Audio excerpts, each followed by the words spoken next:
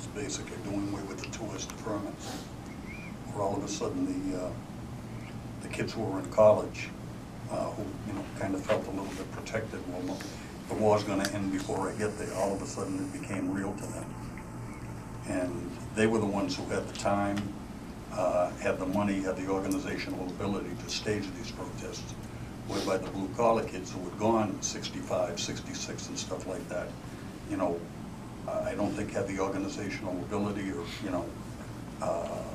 whatever to do it. I think that the smart kids got together and said, Jesus, we're not going to go over and, kill a commie for Christ, and, let's do something about it. And then they started researching and developing, and digging into why, why we were over there in Vietnam. And as they started to uncover stuff, more and more things came out. But the seminal thing, I think, was the fact that the two West deferments, and there were people who were just trying to save their asses. But '68 was kind of like a real mixed up year. It was a seminal year for me, really. And there was a lot of confusion. And I think I was trying to just deny the whole thing for a while. I was a sophomore in college at the time, and your views, on what was happening with, world events was really predicated on what you grew up with through the 50s.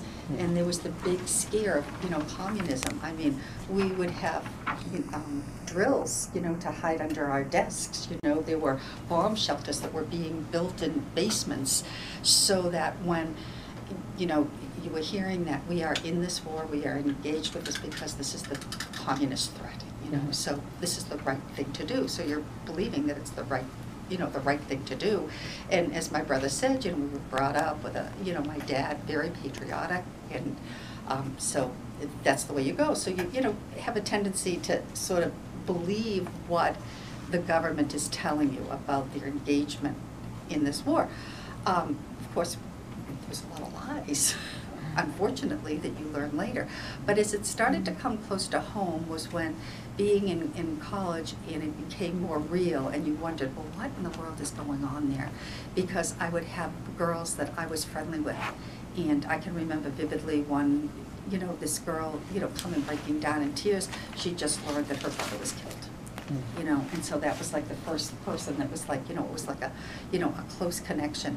And as Greg said, when the fellows who had gone over, say, like when they got out and they came back, and they weren't like real, they were messed up. I mean, you could clearly see that they were. They sort of were left to go to, rack and ruin. I mean, their, long hair. I mean, they may be wearing their army fatigues or military fatigues, but in a very shabby, right, would I say? Yes. Like shabby, Yeah. Way, just sort of, and so, and then you started wondering, and then of course at that same time, with the election in, Johnson's decision, not to run, and, Eugene McCarthy and all the protesting of the war. So then your awareness started to become more heightened as to, like, what's the truth here? What's really going on?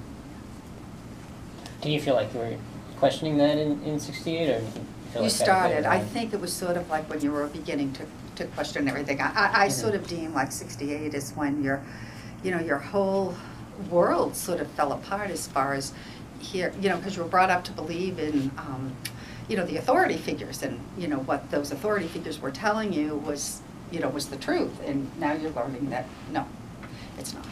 It's a whole. To what degree does anybody think that television played a role in sort of turning public opinion?